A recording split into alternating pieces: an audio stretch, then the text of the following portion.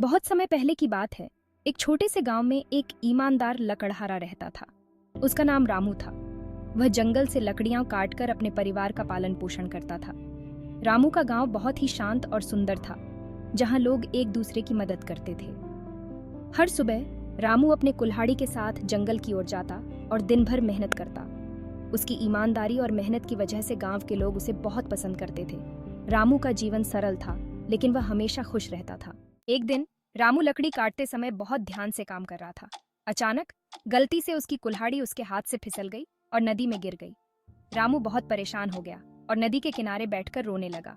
उसे समझ नहीं आ रहा था कि अब क्या करे। तभी अचानक नदी से एक जलपरी प्रकट हुई। उसकी उपस्थिति ने रामू को चौंका दिया। जलपरी ने रामू से कहा, हे लकड़हारे, तुम क्यों रो रहे हो? क्या हुआ है? मुझे बताओ, शायद मैं तुम्हारी मदद कर सकूं। एक दिन रामू अपनी कुल्हाड़ी से लकड़ी काट रहा था, जब अचानक उसकी कुल्हाड़ी नदी में गिर गई। वह बहुत परेशान हो गया और नदी के किनारे बैठकर सोचने लगा कि अब क्या करे। तभी जलपरी प्रकट हुई और उसने रामू से पूछा कि वह क्यों उदास है। रामू ने जलपरी को अपनी कुल्हाड़ी के बारे में बताया। जलपरी ने उसकी मदद करने के लिए स्वर्ण और रजत की कुल्हाड़ी दिखाई। उसने रामू से पूछा, क्या ये तुम्हारी कुल्हाड़ियां हैं? रामू ने दोनों कुल्हाड़ियों को ध्यान से देखा और फिर सिर हिलाते हुए कहा, नहीं, ये मेरी कुल्हाड़ियां नहीं हैं। रामू ने दोनों लेने से मना कर दिया और कहा, यह मेरी कुल्हाड़ी नहीं है। उसकी ईमानदारी देखकर जलपरी बहुत प्रभावित हुई।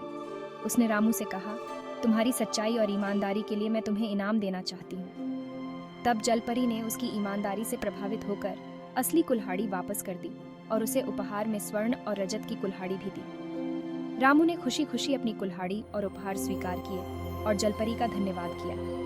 उसकी ईमानदारी ने उसे न केवल उसकी खोई हुई कुल्हाड़ी वापस दिलाई, बल्कि उसे और भी समृद्ध बना दिया। रामू खुशी खुशी अपने घर लौटा। उसने सीखा कि ईमानदारी का इनाम हमेशा मिलता है। यही कारण है कि हमें हमेशा सच बोलना चाहिए और ईमानदारी का पालन करना चाहिए। दोस्तों, इस कहानी से हमें यह सीखने को मिलता है कि ईमानदारी हमेशा सफल होती है।